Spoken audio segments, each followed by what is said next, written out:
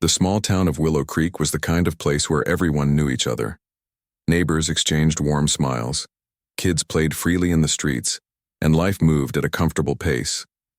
But on a chilly November afternoon 5 years ago, that sense of safety was shattered when 6-year-old Emily Carter disappeared without a trace.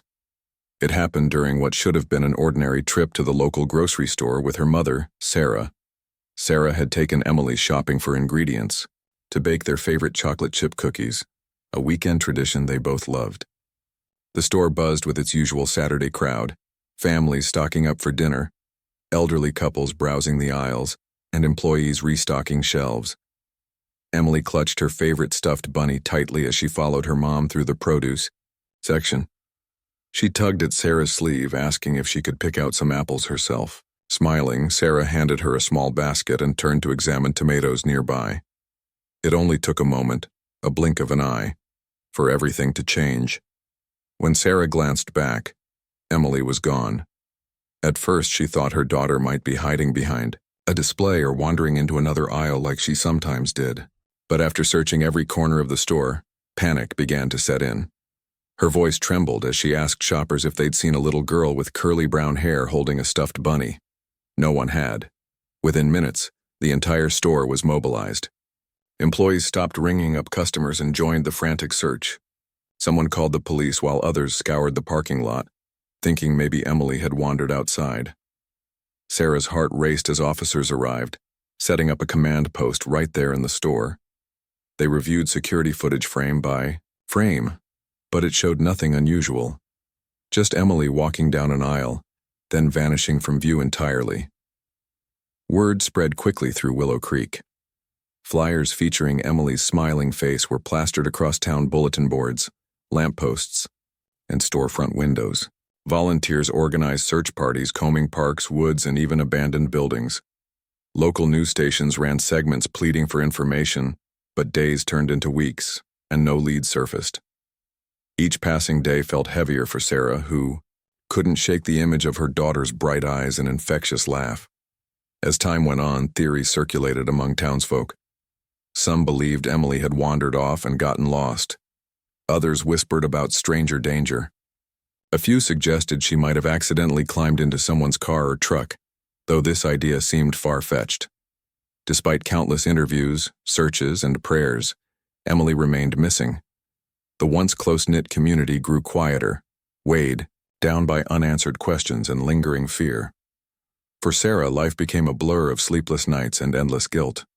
She replayed every detail of that day in her mind, wondering what she could have done differently. What if she hadn't let go of Emily's hand? What if she'd paid closer attention? These thoughts haunted her daily. As months stretched into years, hope dwindled. But deep inside, Sarah refused to give up. Somewhere out there, she believed, Emily was still alive, waiting to come home. Little did anyone know, the mystery of Emily's disappearance would take a shocking turn 5 years later, one that would leave the entire town holding its breath. Life after Emily's disappearance was a shadow of what it once was for Sarah Carter. The vibrant, hopeful woman who used to laugh easily and bake cookies with her daughter became a shell of herself. Every morning, she woke up expecting to hear Emily's giggles or see her tiny feet running down the hallway, but silence greeted her instead. Her house, once filled with warmth and laughter, now felt like a museum frozen in time. Emily's toys still sat neatly on her bed, gathering dust, and her favorite cartoon remained paused on the TV screen, as if waiting for her return. Sarah tried to keep busy, at first because staying idle made the pain unbearable, and later because distraction was the only way to survive. She joined support groups for families of missing children, hoping to find solace in shared experiences. But hearing other parents' stories often left her feeling even more hollow. Some had found closure, whether through answers or remains, but Sarah didn't have either. All she had were questions that echoed endlessly in her mind. Where was Emily? Was she safe? Did she remember her mom? The strain took its toll on Sarah's marriage, too. Her husband, Mark, dealt with grief differently. While Sarah threw herself into searching and advocating for missing children, Mark retreated into work, burying his emotions under layers of silence. They argued frequently about how much effort to put into finding Emily, about finances strained by private investigators, and sometimes about nothing at all. Their fights grew louder until one day they stopped altogether. The quiet between them became heavier than any words. Eventually, Mark moved out, leaving Sarah alone in the home they'd built together. Willow Creek changed too, though not everyone noticed. To outsiders, it might have seemed like the same sleepy town, but those who lived there knew better. Parents held their kids closer when crossing streets or walking through parking lots. Teachers kept extra eyes on students during recess. And though people still smiled at each other, there was an underlying tension, a reminder that something terrible had happened here, something no one could explain. Despite the heartache, Sarah refused to let go of hope. She updated flyers every few months, making sure Emily's face stayed fresh in people's minds. She reached out to media outlets whenever possible, begging them to run another segment about her daughter. On anniversaries of Emily's disappearance, she organized candlelight vigils in the park, inviting anyone touched by the case to come together. Though turnout dwindled over the years, Sarah appreciated every person who showed up, knowing they cared enough to remember. But as time passed, reality began to creep in. Friends and family gently urged Sarah to move on, telling her it wasn't healthy to cling to the past so tightly. How could she move on, though, when part of her was still missing? Moving on meant giving up, and Sarah couldn't do that. Not while there was even the slightest chance Emily was alive somewhere. So she pressed forward, clinging to the fragile thread of possibility that kept her going. Still, there were moments when despair threatened to swallow her whole. Late at night, when the world was quiet and the weight of loneliness pressed heavily on her chest, Sarah would sit on Emily's bed and hold her stuffed bunny close. She'd whisper promises to her absent daughter. "I'll find you, sweetheart. I won't stop looking, no matter what." And then, just as Sarah began to wonder if she'd spend the rest of her life searching for answers that might never come, something unexpected happened, a discovery that reignited the case and sent shockwaves through Willow Creek. For the first time in 5 long years, there was a glimmer of hope. 5 years after Emily's disappearance, life in Willow Creek had settled into a somber rhythm. The case remained unsolved, and while some residents still held on to hope, many had reluctantly accepted that Emily might never be found. That is, until one rainy night when a gas station clerk named Mark stumbled upon something that would change everything. Mark wasn't the kind of person who paid much attention to details. He worked the late shift at the 24-hour gas station on the outskirts of town, a quiet job where most nights passed uneventfully. He spent his time restocking snacks, cleaning counters, and occasionally chatting with truck drivers passing through. But on this particular night, something caught his eye as he reviewed the security footage from earlier in the evening. The grainy black and white video showed the usual suspects: a few customers filling up their tanks, a delivery driver dropping off supplies, and the occasional stray cat darting across the parking lot. Then, just before midnight, a figure appeared near the edge of the frame. At first glance, it looked like a shadow, or maybe a trick of the light, but as Mark rewound the footage and zoomed in, his breath hitched. It was a young girl, barefoot, wearing tattered clothes, and standing motionless under the flickering glow of the street lamp outside the store. Mark leaned closer to the screen, his heart pounding. The girl looked no older than 10 or 11, her hair matted and tangled, her face partially obscured by the hood of an oversized sweatshirt. She seemed hesitant, glancing around nervously as if unsure whether to approach the building. For a moment, she stared directly at the camera, and though the image was blurry, Mark could make out features that sent chills down his spine. Her wide, frightened eyes bore an uncanny resemblance to the photos of Emily Carter he'd seen countless times over the years. Before Mark could process what he was seeing, the girl turned abruptly and disappeared into the darkness beyond the reach of the lamplight. His hands trembled as he replayed the clip again and again, trying to convince himself he wasn't imagining things. Could it really be her? After all these years, could Emily still be alive? Shaken but determined, Mark picked up the phone and dialed 911. When the operator answered, he stammered through his explanation, describing the girl and urging them to Check the footage immediately. Within minutes, police officers arrived at the gas station, their flashing lights cutting through the rain-soaked night. Detective Laura Hayes, who had worked tirelessly on Emily's case years ago, was among them as Mark replayed the footage for the officers. Detective Hayes felt a familiar knot tighten in her stomach. Though the quality of the video was poor, there was something unmistakably familiar about the girl's posture and expression. It matched the descriptions given by Sarah Carter all those years ago. The possibility was too significant to ignore.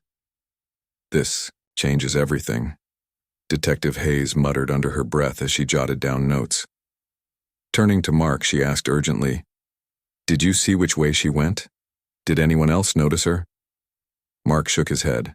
"I didn't even realize until I reviewed the tape. If she came inside, I didn't see her."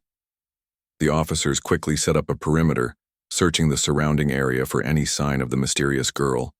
They canvassed nearby businesses, questioned late-night travelers, and scoured the woods bordering the gas station. But despite their efforts, the girl was nowhere to be found. It was as if she had vanished into thin air once more.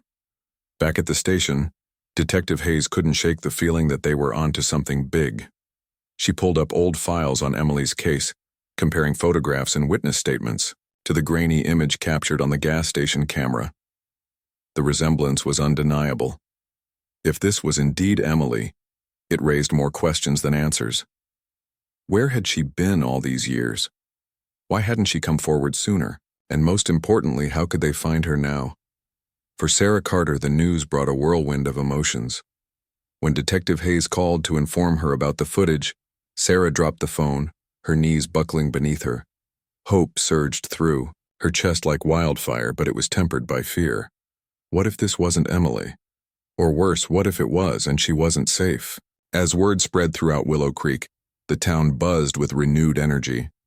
Flyers featuring Emily's photo were updated and redistributed, and local news stations rushed to cover the development. For the first time in 5 long years, the E2 community dared to believe that answers might finally be within reach. But deep down, everyone knew one thing for certain. The mystery was far from over. The discovery of the mysterious girl on the gas station CCTV footage sent shockwaves through Willow Creek, but it also reignited a sense of purpose that had long been dormant. Detective Laura Hayes, who had worked tirelessly on Emily Carter's case years ago, was now at the center of the storm. She knew this could be their best, and perhaps last, chance to find answers. With renewed determination, she threw herself into the investigation, determined not to let another lead slip away. The first step was simple yet crucial, confirming whether the girl in the video was indeed Emily. Though the resemblance was striking, Detective Hayes understood that assumptions could derail an investigation.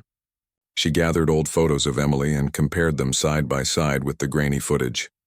The similarities were undeniable. The curly hair, the slight tilt of her head, even the way she seemed to shrink into herself as if trying to disappear. But they needed more concrete evidence before jumping to conclusions. Sarah Carter was brought in to view the footage, though it wasn't easy for her. Sitting in the cold, sterile room at the police station, she braced herself as the video played on the screen. Her hands trembled as she leaned forward, tears streaming down her face. "That's her," she whispered, her voice barely audible. "That's my Emily." Her certainty gave the team the push they needed to move forward. But it also added pressure. If this truly was Emily, time was of the essence. Detective Hayes assembled a task force dedicated solely to following up on the lead. Officers scoured every inch of the area surrounding the gas station, searching for clues about where the girl might have gone after leaving the camera's view. They interviewed employees and customers who had been present that night, asking if anyone had seen or interacted with a young girl matching her description. A few vague accounts emerged. One truck driver mentioned seeing a shadowy figure darting toward the woods, while a cashier recalled hearing faint footsteps outside, but nothing definitive. Meanwhile, the media coverage exploded. News outlets across the region ran stories about the chilling footage, urging anyone with information to come forward. Flyers featuring both the original photo of Emily and a still frame from the gas station video were plastered everywhere, From bus stops to community bulletin boards, social media buzzed with speculation, theories, and heartfelt prayers for Emily's safe return. For a town that had grown quiet over the years, Willow Creek suddenly felt alive again, with hope, yes, but also tension. Detective Hayes focused her efforts on retracing the girl's possible movements. Using advanced mapping software, she analyzed the layout of the area around the gas station. To the north lay dense woods, thick with underbrush and difficult to navigate. To the south stretched open fields, dotted with abandoned barns and farmhouses. East led back toward Willow Creek, while west pointed toward highways and unknown destinations. Each direction presented its own set of challenges and possibilities. One promising clue came from a local hunter who frequently roamed the woods near the gas station. He reported finding makeshift shelters hidden among the trees, constructed from branches and tarps. At first glance, these appeared to be the work of homeless individuals or squatters. But upon closer inspection, officers noticed something unusual. Children's books scattered nearby along with scraps of fabric that matched the sweatshirt seen in the video. It was enough to suggest that someone, possibly Emily, had been living there recently. As the pieces began to fall into place, Detective Hayes couldn't shake the feeling that they were dealing with something far bigger than a simple runaway case. Why would a child live alone in the woods for so long? Who or what was she hiding from? These questions gnawed at her as she pushed the investigation forward. Back in Willow Creek, Sarah oscillated between hope and fear. Every knock on her door made her heart race, wondering if it would finally be news about Emily. Friends and neighbors rallied around her, offering support and encouragement, but no one could ease the ache of uncertainty. All she wanted was to hold her daughter again, to tell her she was safe and loved. For everyone involved, the stakes had never been higher. The gas station footage wasn't just a random sighting. It was a lifeline connecting the past to the present. And as Detective Hayes and her team followed the trail deeper into the mystery, one thing became clear. Whatever they uncovered next would change everything. For Sarah, for Willow Creek, and most importantly, for Emily. Detective Laura Hayes and her team followed the trail left by the mysterious girl with precision, their every step guided by the clues uncovered near the gas station. The makeshift shelters found in the woods were a breakthrough, but they also raised unsettling questions. Who would live like this? And why had the girl stayed hidden for so long? As officers carefully combed through the area, they discovered more items that seemed out of place. A child's drawing tucked under a rock, a pair of worn sneakers too small for an adult, and, most chilling of all, a locket engraved with the initials EC. When Sarah Carter was shown the locket, her reaction confirmed what everyone already suspected. She recognized it instantly. It had been a gift from Emily's grandmother on her 6th birthday just months before she disappeared. Holding the delicate piece of jewelry in trembling hands, Sarah broke down in tears. "This is hers," she whispered, her voice thick with emotion. "It has to be." With this new evidence, there was no longer any doubt. The girl in the footage was Emily. The discovery of the shelter deepened the mystery. It was clear that Emily hadn't simply wandered off or gotten lost 5 years ago. Someone, or something, had forced her into hiding.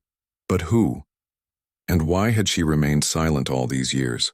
Detective Hayes began piecing together a timeline based on the condition of the items found. The shelter appeared to have been used intermittently over several years, suggesting that Emily had moved around frequently, always staying one step ahead of whoever or whatever she feared. As investigators delved deeper, they turned their attention to the human element. Could someone in Willow Creek have played a role in Emily's disappearance? Officers revisited old witness statements, looking for inconsistencies or overlooked details. One name kept surfacing: a man named Roger Dale, a drifter who had been seen loitering near the grocery store on the day Emily vanished. At the time, he had been questioned briefly but dismissed due to lack of evidence.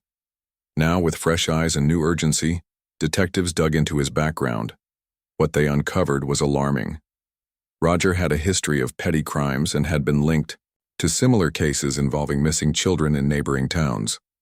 Though never convicted, he fit the profile of someone capable of abducting a child, When officers tracked him down to a rundown trailer on the outskirts of town, they found disturbing signs. Stacks of maps marked with locations near Willow Creek, empty food wrappers stuffed in drawers, and clothing far too small for an adult. Most damning of all was a Polaroid photograph pinned to the wall, a blurry image of a young girl with curly hair sitting alone in a dimly lit room. While the evidence against Roger grew stronger, another question lingered. How had Emily escaped? And where had she been since then? Detective Hayes theorized that Emily might have fled her captor at some point, choosing to live in solitude rather than risk being caught again. The woods provided cover, and her resourcefulness likely kept her alive. But surviving alone for years would have taken its toll, not just physically but emotionally. What kind of trauma had Emily endured during her time away? Back in Willow Creek, news of the investigation's progress spread quickly. Residents gathered in hushed conversations. Outside cafes and churches, their faces etched with both hope and dread. For Sarah, the wait was agonizing. Every knock on her door sent her heart racing, praying it would be news that Emily had been found safe. Yet fear gnawed at her too. What if Emily didn't remember her? Or worse, what if she blamed her mother for not protecting her? Meanwhile, search teams intensified their efforts, combing the woods with renewed vigor. Dogs sniffed for scents, drones scanned dense patches of trees, and volunteers called out Emily's name, hoping she'd hear them and respond. Slowly but surely, the net tightened around the mysterious figure glimpsed on the gas station camera. Everyone knew it was only a matter of time before they found her. But would she trust them enough to come forward? For Detective Hayes, the case had become personal. She couldn't shake the image of Emily crouched in the shadows, scared and alone. Whoever had done this to her would pay, but first they needed to bring Emily home. As dusk fell over Willow Creek, casting long shadows across the quiet streets, Hayes made a silent promise. No matter what it took, she would find Emily and give her the justice and safety she deserved. As the investigation unfolded, Detective Laura Hayes began to connect the dots in ways that painted a horrifying picture. Emily's disappearance wasn't an isolated incident.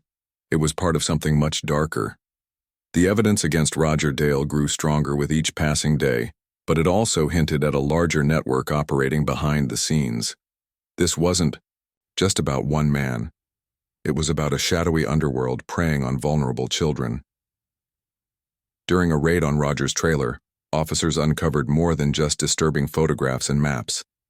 Hidden beneath floorboards, they found documents linking him to a group involved in child trafficking. Names, dates, and locations were scribbled in cryptic shorthand, but one detail stood out. A reference to the farm, a remote property listed under a fake name. Investigators traced the address to an abandoned farmhouse miles outside Willow Creek, surrounded by dense woods and far from prying eyes. It was the perfect hiding place for unspeakable crimes. Detective Hayes assembled a team to investigate the farm. As they approached the decaying structure, the air felt heavy, as if the land itself carried secrets too painful to bear. Inside, they found remnants of captivity, chains bolted to walls, stained mattresses in corners, and graffiti scratched into wood panels by small hands. Among the debris, officers discovered drawings eerily similar to the ones found near Emily's shelter, in the woods. These weren't random scribbles, they were cries for help, left behind by children who had once been held there. But where were those children now, and how many others had suffered the same fate as Emily? The thought sent chills down everyone's spines. Officers worked tirelessly to piece together the operation, identifying key players and tracking their movements over the years. Some members of the network had already fled, leaving behind only whispers of their involvement. Others were arrested during coordinated raids across multiple states, exposing a web of exploitation that stretched far beyond Willow Creek. Through all this, Emily remained the central focus. Her resilience became a beacon of hope, not just for her family but for every victim caught in the nightmare. Detectives pieced together her likely journey after escaping the farm. Based on the condition of her shelter and the items found, nearby it seemed she had lived off the land, scavenging food and relying on instincts honed through sheer survival. She avoided contact with people, fearing they might lead her back to her captors. For 5 long years, she stayed hidden, carrying the weight of her trauma silently. Sarah Carter struggled to process the revelations. Learning that her daughter had endured such horrors broke her heart all over again. Yet amid the pain, she clung to the fact that Emily was alive and close to being found.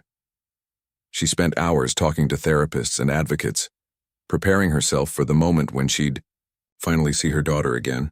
Would Emily recognize her? Would she even want to come home? These questions haunted Sarah, but she refused to give up.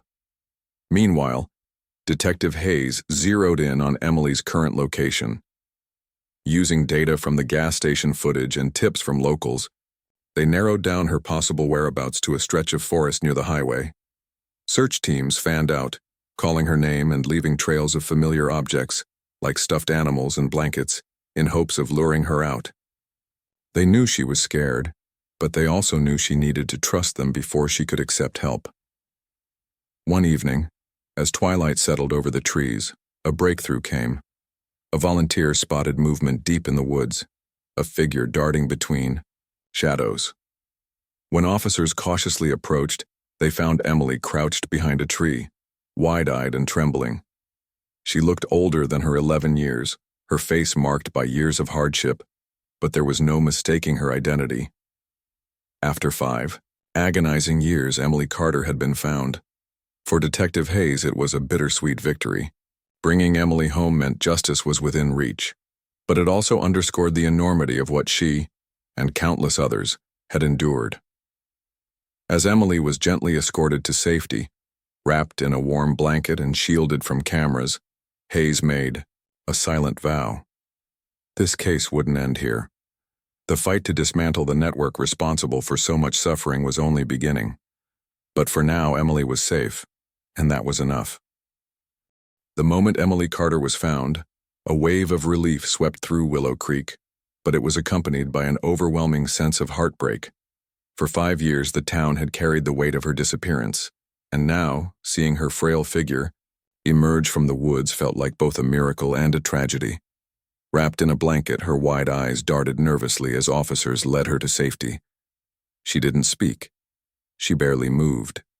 It was as if fear had taken root deep inside her, freezing her in place. Detective Laura Hayes stayed close during those first critical hours, ensuring Emily felt protected, though she wanted nothing more than to reunite Emily with her mother. Immediately, Hayes knew they had to tread carefully. Years of living alone in the wilderness and whatever horrors she'd endured before that had left scars far deeper than anyone could see. A team of specialists, including child psychologists and trauma counselors, worked patiently to gain Emily's trust. At first, she flinched at every sound, retreating into herself whenever someone tried to approach. But slowly, ever so gently, she began to respond. Sarah Carter waited anxiously at the police station, pacing back and forth as tears streamed down her face. When Detective Hayes finally arrived with news that Emily was safe, Sarah collapsed into a chair, overcome with emotion. "Can I see her?" she begged, her voice trembling. Hayes hesitated but nodded, explaining that while Emily recognized her name, she might not react the way Sarah hoped. "She's been through something unimaginable," Hayes said softly. "We need to let her set the pace." When Sarah entered, the room where Emily sat under the care of counselors, time seemed to stop. Emily looked up, her weary eyes meeting her mother's for the first time in years. For a moment, neither of them moved. Then, tentatively, Sarah stepped forward, whispering, "Emily, sweetheart, it's me, it's Mommy." Emily stared at her, unblinking, before finally reaching out a shaky hand. The touch was hesitant, almost testing, but it was enough to break the dam holding back Sarah's emotions. She wrapped her arms around Emily, sobbing uncontrollably, repeating over and over again, "You're safe now, you're home." But Emily's silence spoke volumes. Over the following days, therapists worked tirelessly to help her open up about her experiences. At first, she communicated only through gestures or drawings, simple sketches of trees, shelters, and shadowy figures that hinted at the life she'd led. Gradually, she began to whisper fragmented sentences, piecing together a story too painful to tell all at once. She recounted escaping from the farm, hiding in the woods, and surviving on berries and scraps scavenged from trash bins. Most hauntingly, she described avoiding people because she believed they would hurt her, or worse, send her back. Her words painted a picture of unimaginable strength but also profound isolation. She had learned to survive, yes, but at what cost? The vibrant little girl who once loved baking cookies and playing with stuffed animals had been replaced by someone guarded, fragile, and deeply scarred. Yet beneath the layers of trauma, glimpses of the old Emily remained. A flicker of curiosity when shown a photo album, a faint smile when hearing her favorite song. These small moments gave Sarah hope that her daughter could heal, even if it took time. Meanwhile, the investigation into the network responsible for Emily's abduction intensified. Officers arrested several key players, uncovering evidence of other victims who had vanished without a trace. Parents across the country clung to the hope that their missing children might still be alive, hidden away like Emily had been. Detective Hayes vowed to keep searching, determined to bring justice not just for Emily, but for every family torn apart by this nightmare. As news of Emily's rescue spread, Willow Creek rallied around her and Sarah. Neighbors delivered meals, sent cards, and offered support, knowing that true healing would take years. Flyers bearing Emily's smiling face were replaced with messages of gratitude and encouragement. The town had prayed for answers for so long, and though the truth was darker than anyone imagined, there was solace in knowing Emily was finally safe. Still, the road ahead would be long. Emily's journey wasn't over. It had only just begun. With love, patience, and resilience, Sarah promised to guide her daughter through the pain, one step at a time. And though the scars might never fully fade, they would remind everyone just how strong Emily was, and how much she deserved a second chance at happiness. In the months following Emily's rescue, life began to take on a fragile sense of normalcy. But, for Sarah and Emily Carter, every day was a delicate balancing act. Healing wasn't linear. It came in fits and starts, with moments of progress followed by setbacks that tested their strength. For Emily, therapy became a lifeline. Slowly but surely, she started to unpack the trauma she'd endured, sharing fragments of her story through words, drawings, and even play. Her therapists marveled at her resilience, noting how she clung to hope despite everything she'd been through. Sarah threw herself into creating a safe and loving environment for her daughter. She redecorated Emily's room, filling it with soft blankets, twinkling fairy lights, and books about bravery and adventure. At first, Emily hesitated to sleep alone, often slipping into Sarah's bed during the night. But over time, she grew more comfortable, finding solace in the familiar creaks of the house and the sound of her mother's voice reading bedtime stories. These small victories meant the world to Sarah, who cherished each step forward as proof that Emily was reclaiming pieces of her childhood. The legal battle against those responsible for Emily's abduction moved steadily ahead. Roger Dale and his accomplices faced charges ranging from kidnapping to human trafficking. The courtroom proceedings were harrowing, forcing Sarah and Emily to relive painful memories. Yet Sarah refused to let fear dictate their lives. "They don't get to win," she told Emily firmly one evening after a particularly grueling day. "We're stronger than they ever were." Emily nodded silently, clutching her stuffed bunny tightly, a reminder of happier times. As the trial unfolded, the scope of the network's crimes shocked the nation. Other families came forward, sharing stories of children who had disappeared under similar circumstances. Some were never found, leaving behind empty chairs at dinner tables and unanswered questions.